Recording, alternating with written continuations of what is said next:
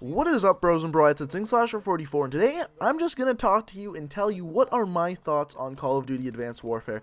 And there's a lot to talk about on this subject, so let's get right into it. So, some of the things I really like, and I really think that Sledgehammer really hit the head on the nail on, are, first of all, the movement mechanics in this game. Wow, are they ever good. They have added so much to this game, and so much speed to the game, that it almost reinvented the wheel. And what I mean by this is, Call of Duty 4 came out, they had this great idea, and they stuck with that all the way up till Call of Duty Ghost. And when Call of Duty Ghost started losing fans for many different reasons, and then Sledgehammer saw this, and they're like, you know what, we can do better than this. We can make the game faster, we can make it this, we can make it that.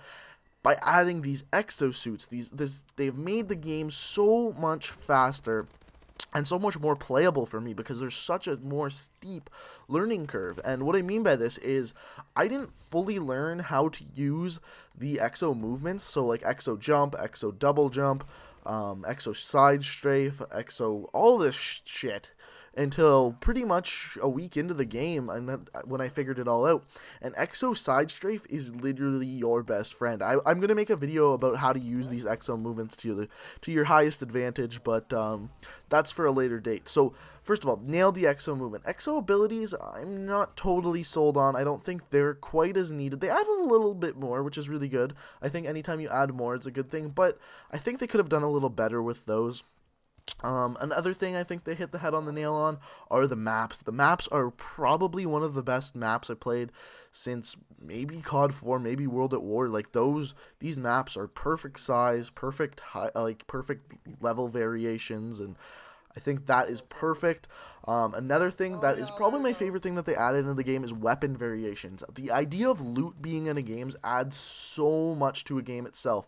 Like if we look at a game like Destiny, if we look at a game like Diablo, the reason why those games are so fantastic is because they have this loot system. They may not be the best RPG games, but they have these loot systems that make them a fantastic RPG game. Call of Duty already has demonstrated itself to be a great shooter game and have elements of the RPG, but as soon as they add that loot factor, it makes it feel even more like the RPG, more like you're becoming even more of a super soldier. The more you level up, the more you play, the more supply drops you get. Really great thing that they've added into the game. Now, things that they need to fix. There are a few things they need to fix, and one of them I don't know how they're going to fix, and that is that when someone is laying down, they look identical to a dead body. Everyone is having this problem.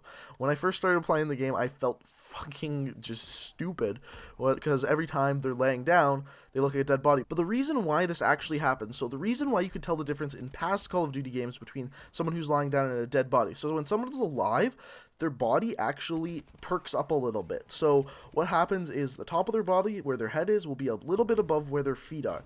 But because of the exosuit, the bodies now are always propped up at the front, because that's where your exosuit is.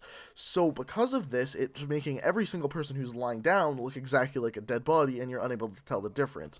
So that's a huge problem they definitely need to fix. I don't know how you fix it. I'm not a coder. That's kind of what they need to do.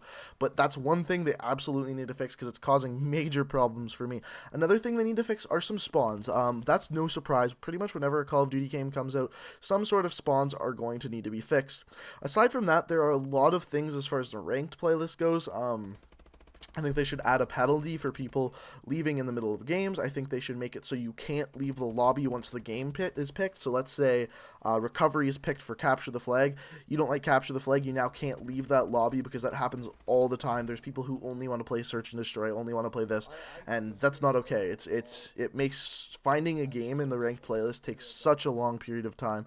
There's other little things for the ranked playlist, but I don't really want to talk too much about those, because I know everyone doesn't play the ranked playlist.